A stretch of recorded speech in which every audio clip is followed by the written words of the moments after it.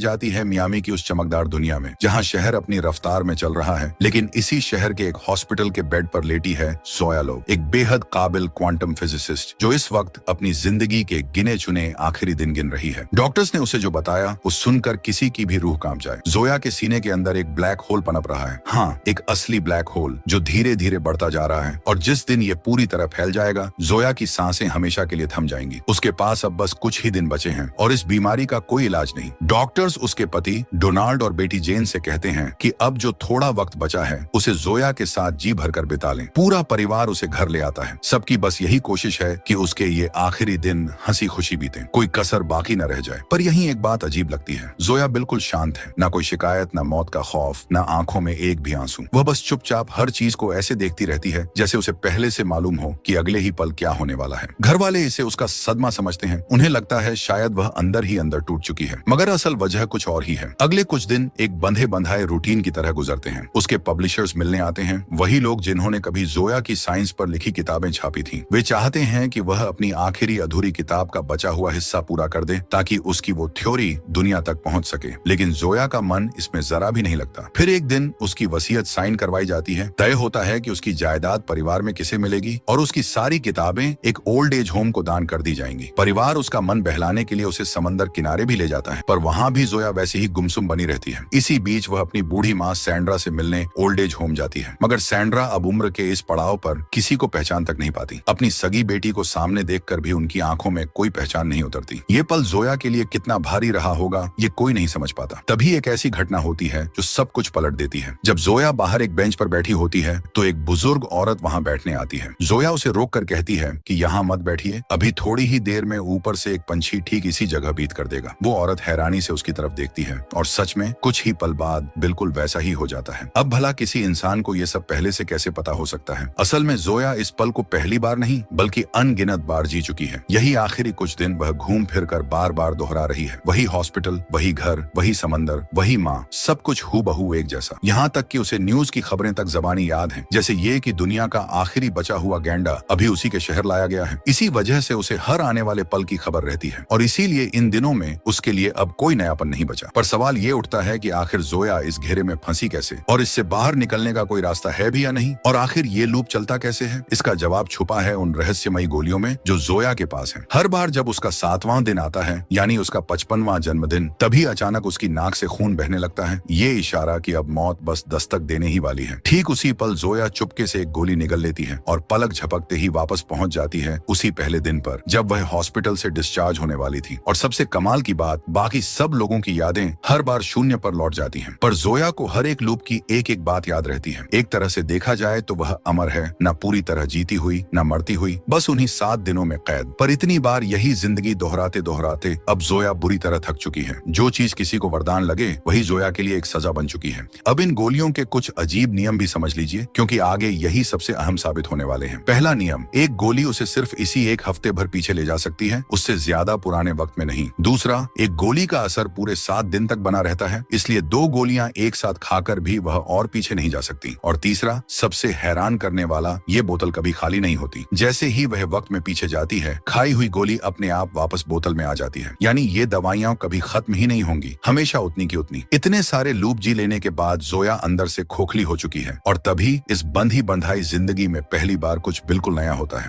एक दिन जब वह उस बुजुर्ग औरत को बिना कुछ बताए आगे बढ़ जाती है, तभी उसकी टक्कर होती है पोला से, एक यंग यूनिवर्सिटी स्टूडेंट। पोला का सामान गिर जाता है और उसे उठवाते हुए जोया की नजर पड़ती है कि पोला के पास तो उसकी लिखी ढेरों किताबें हैं। जोया चौंक कर पूछती है कि ये किताबें उसके पास कहाँ से आईं। पोला उसे बताती है कि वो सब उसे रिटायरमेंट होम की लाइब्रेरी से मिली है। इसके बाद पोला उसे रिटायरमेंट होम की लाइब्रेरी ले जाती है जहाँ लोग अपनी किताबें दान कर जाते हैं। पोला अपने बारे में बताती है कि वह यूनिवर्सिटी में टाइम यानी वक्त के ऊपर ही रिसर्च कर रही है और इसीलिए उसने जोया की किताबें पढ़नी शुरू की, जिनसे उसे बहुत गहरी समझ मिली। जोया कुछ और पूछ पाती उससे पहले ही डोनाल्ड उसे लेने आ जाता है, पर उस एक मुलाकात ने जोया के दिमाग में एक चिंगारी सुलगा दी। घर पहुंचते ही उसके मन में ख्याल कौन था है, अगर पोला वक्त पर रिसर्च कर रही है तो शायद वो दोनों मिलकर इन गोलियों का राज खोल सकती हैं। हो सकता है इनका असर बढ़ाकर वे 7 दिन नहीं बल्कि कई साल पीछे जाने का रास्ता निकाल लें। तब जोया इस मौत के घेरे से हमेशा के लिए आजाद हो जाएगी या शायद अपनी जिंदगी की कोई बड़ी भूल भी सुधार ले। पर एक मुश्किल थी, उसका परिवार, जिसके लिए हर बार ये आखिरी हफ्ता होता था, उसे कहीं जाने ही नहीं देना चाहता था। वे बस उसके साथ हर पल बिताना चाहते थे। तो जोया एक तरकीब निकालती है। अगले लूप में जैसे ही टाइमलाइन रीसेट होती है और वह फिर उसी पहले दिन हॉस्पिटल में आंख खोलती है, वह अपनी बेटी और पति को बाहर पेपर साइन करने भेज देती है और खुद तैयार होने का बहाना बनाकर पिछले रास्ते से चुपके से भाग निकलती है। सबसे पहले वह अपने घर जाती है, अपना जरूरी सामान और गोलियों की वो बोतल समेटती है ताकि हफ्ते के आखिर में वह दोबारा टाइम ट्रेवल कर सके। फिर सीधा पहुंचती है पोला के घर। पर यहाँ वह एक बात भूल जाती है। लूप रीसेट होने की वजह से पोला अब उसे बिल्कुल नहीं पहचानती। जब जोया उसे अपने टाइम लूप की पूरी कहानी सुनाती है तो पोला भला कैसे यकीन करे। वह अपना एक हाथ पीठ के पीछे छुपा लेती है और पूछती है, बताओ मैंने कितनी उंगलियां उठा रखी हैं। जोया के लिए ये पल पहली बार आया है, इसलिए वह कोई जवाब नहीं दे पाती और नाकाम लौट जाती है। पर वह हार कहाँ मानने वाली थी। हफ्ता खत्म होते ही वह फिर गोली खाती है, फिर वही लूप और फिर पोला के घर। इस बार जब पोला वही उंगलियों वाला सवाल दोहराती है तो चूंकि ये पल जोया पहले जी चुकी होती है, वह हर जवाब एकदम सही देकर पोला को दंग कर देती है। धीरे धीरे पोला को यकीन हो जाता है कि जोया सचमुच वक्त में सफर कर सकती है और वह उसका साथ देने को तैयार हो जाती है। पर इन गोलियों का असली राज खोलना क्या इतना आसान होगा। पोला के साथ मिलकर जोया रिसर्च शुरू करती है और सबसे पहला सवाल पोला के मन में यही आता है कि आखिर ये गोलियां बनाई किसने। जोया उसे सच बता देती है कि इन्हें उसने नहीं बनाया। जब वह बहुत छोटी थी तब खेलते खेलते उसे ये गोलियों की बोतल यूं ही मिल गई थी। उस पल उसे एक अजीब सी आवाज सुनाई दी थी जिसने उसे उन्हें उठाने की हिम्मत दी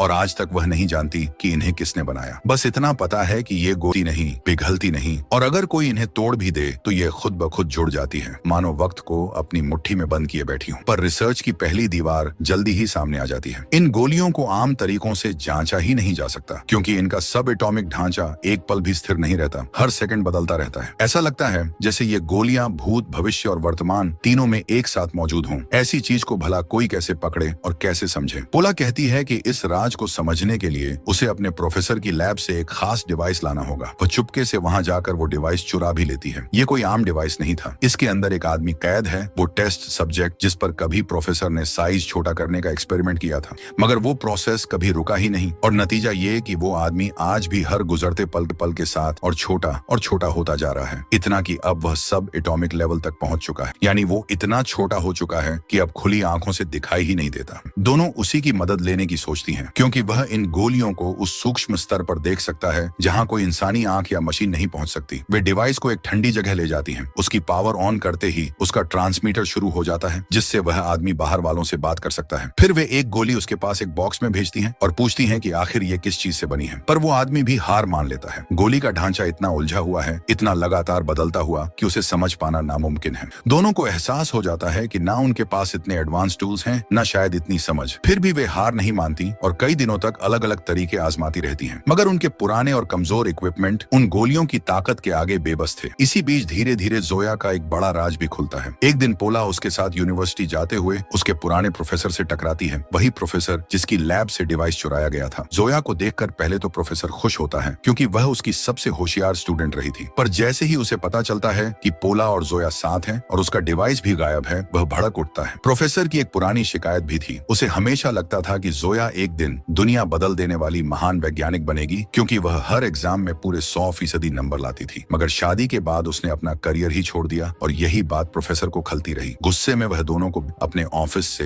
निकाल देता है। बाहर निकलकर जोया पोला के सामने अपने दिल का सबसे भारी राज खोलती है। सच ये था कि जिन एग्जाम्स में उसे 100 में 100 नंबर आते थे वो उसकी अपनी काबिलियत के थे ही नहीं। हर पेपर देखने के बाद वह गोली खाकर वक्त में पीछे चली जाती। उसे पहले से पता होता कि कौन से सवाल आने वाले हैं और वह हर बार टॉप कर जाती। सब उसे जीनियस समझते रहे पर अंदर ही अंदर वह जानती थी कि ये सब एक झूठ था। यही अपराध बोध उसे उम्र भर सालता रहा। फिर भी जोया हार नहीं मानती और लूप पर लूप लगाती रहती है। हर बार हॉस्पिटल से भागना, हर बार पोला को नए सिरे से यकीन दिलाना और फिर दोनों का उसी रिसर्च में जुट जाना। बीच बीच में वह अपने परिवार से मिलने भी जाती क्योंकि उनके लिए तो हर लूप एक नया दुख था। मगर तमाम कोशिशों के बाद भी हाथ कुछ खास नहीं लगता और तभी पोला के अपने अतीत का एक दर्द सामने आने वाला था जो इस पूरी रिसर्च की असली वजह बनने वाला था। अब पोला को भी लगने लगता है कि वह भी इन गोलियों के सहारे अपने पास्ट में जाकर अपनी एक बड़ी गलती को ठीक कर सकती है। एक दिन पोला जोया को बताती है कि वह भी पास्ट में जाना चाहती है। वह कई साल पीछे जाकर अपने माता पिता को उस हादसे से बचाना चाहती थी। पोला बताती है कि जब वह सिर्फ 15 साल की थी तब चोरी छिपे अपने माता पिता की कार ड्राइव करने ले गई थी। उसी दौरान एक टायर में कील लग गई लेकिन वह डर गई कि पिता डांटेंगे, इसलिए उसने यह बात छुपा ली। बाद में उसके माता पिता उसी कार से निकले और रास्ते में वह टायर फट गया। एक भयानक हादसे में दोनों की मौत हो गई। यही वजह थी कि पोला इन गोलियों का राज जोया से भी ज्यादा जानना चाहती थी। वह कई साल पीछे जाकर अपने माता पिता को उस हादसे से बचाना चाहती थी, पर वह ये भी जानती थी कि सिर्फ 7 दिन पीछे जाने से उसका कोई फायदा नहीं और बिना पूरी टेस्टिंग के वह ये गोली नहीं लेगी। असल में पोला की एक थ्योरी ये भी थी कि जोया के सीने में जो ब्लैक होल पनपा है वो शायद इन्हीं गोलियों का साइड इफेक्ट है, दशकों तक लगातार वक्त से छेड़छाड़ करने की कीमत। पोला की ये कहानी सुनकर जोया को गहरा झटका लगता है। उसे एहसास होता है कि अब तक वह बस अपने बारे में सोचती रही,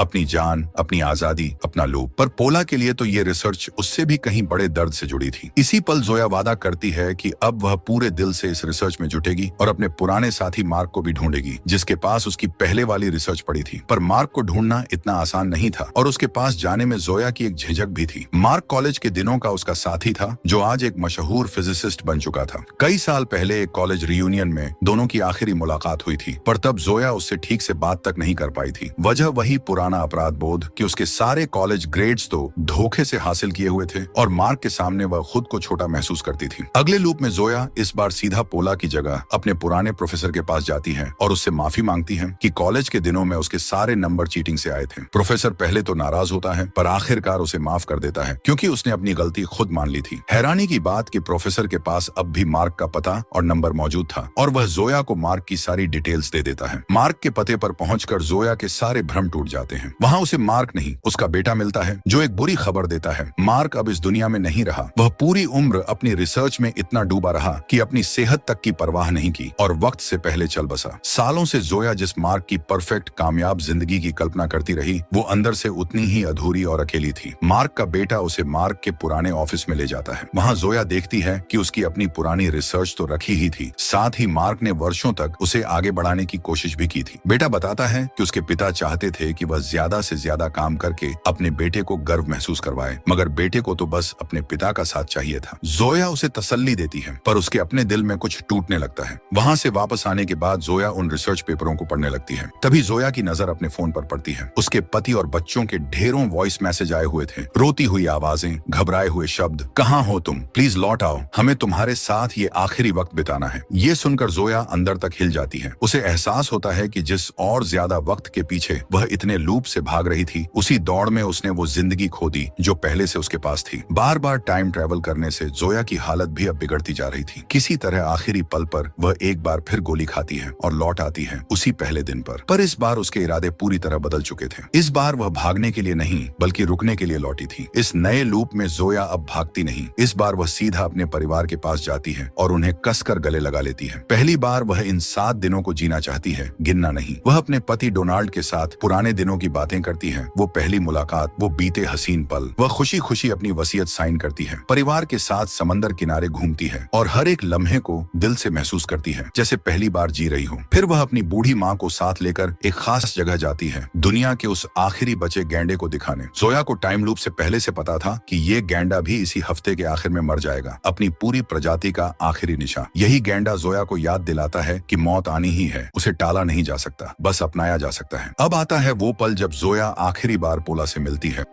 उस पोला से जिसे इस लूप में कुछ भी याद नहीं। पर इस बार जोया उससे रिसर्च करने को नहीं कहती। इस बार वह पोला को वो गोलियों की बोतल और अपनी सारी रिसर्च सौंप देती है। वह कहती है कि उसे बहुत आखिर में जाकर समझ आया कि उसे असल में करना क्या चाहिए था। अब आगे का रास्ता पोला को खुद तलाशना है, क्योंकि जोया को यकीन है कि एक दिन पोला जरूर इस राज को खोल लेगी। वह पोला को मार्क का पता भी दे देती है ताकि उसकी रिसर्च पोला के काम आ सके। और फिर आता है वो 7वां दिन, जोया का 55वां जन्मदिन। इस बार वह भागती नहीं, इस बार उसका पूरा परिवार उसके साथ है। तभी उसकी बेटी उसे एक खूबसूरत खबर देती है कि वह प्रेग्नेंट है और अपनी होने वाली बेटी का नाम वह जोया की माँ के नाम पर रखेगी। एक जिंदगी अपने अंत पर थी तो दूसरी शुरू होने वाली थी। जोया की आंखें भर आती हैं, पर इस बार खुशी से। वह अपने परिवार से अपने दिल की हर बात कहती है, फिर बिना किसी डर के, बिना कोई गोली खाए वह अपनी मौत को गले लगा लेती है। इस बार वह जानती थी कि वह और पीछे नहीं जाएगी। उसके सीने का वो ब्लैक होल फैलता है और जोया उसी में समा जाती है। पर यहीं इस कहानी का सबसे गहरा मोड़ आता है। मरने के बजाय जोया मानो पूरे वक्त में बिखर जाती है। हर पल में हर जगह मौजूद, और वह पहुंच जाती है ठीक उसी पल पर जब बचपन में नन्ही जोया को खेलते हुए वो गोलियों की बोतल मिली थी। याद है उस बच्ची को जब वो बोतल मिली थी तो एक आवाज ने उसे हिम्मत दी थी। दरअसल वो आवाज किसी और की नहीं बल्कि खुद बड़ी हो चुकी जोया की थी। यानी जोया ही अपने अतीत में लौटकर अपने बचपन को वो गोलियां और वो उम्मीद देती है। ये एक ऐसा घेरा है जिसका ना कोई सिरा है ना अंत। उसकी अपनी जिंदगी की हर घटना की वजह कहीं ना कहीं वह खुद ही बनी, और इशारा ये भी मिलता है कि शायद भविष्य में पोला की रिसर्च ही एक दिन इन गोलियों को जन्म देगी। तो दोस्तों, इसी के साथ ये कहानी यहीं पर समाप्त होती है। अगर आपको ये कहानी पसंद आई हो तो वीडियो को लाइक करें और हमारे चैनल को सब्सक्राइब करना बिल्कुल न भूलें। जल्द ही फिर मिलेंगे एक नई और रोमांचक कहानी।